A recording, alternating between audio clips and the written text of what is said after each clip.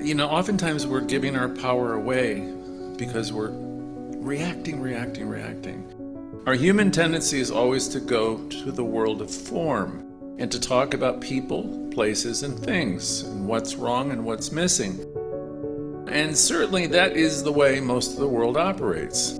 It's the world of effects. You are the cause to your own world. This is what you can do. You have the power.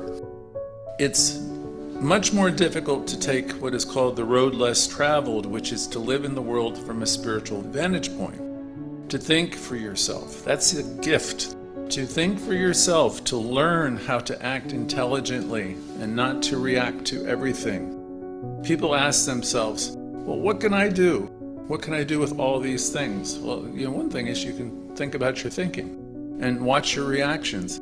My negative thinking, my involvement with other people who are also negative.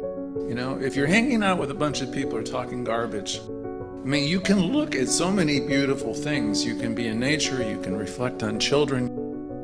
Why the heck would anybody want to keep on focusing on the problems?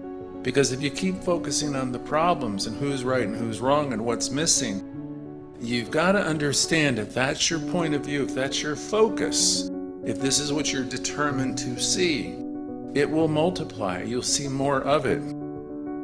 As we do our work in consciousness, and it isn't really about doing anything physically, it's about lifting yourself to a different place.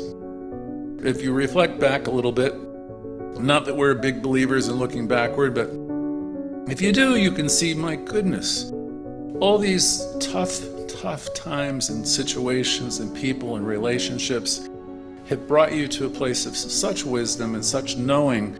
And you can honestly see, if you want to say, the hand of God in it. You can see, my God, everything that happened really brought me to a much higher place. You've grown a lot, and you can understand and discern that, there's something in life that's kept you moving forward, and you've grown, and you will continue to grow because that's what life does.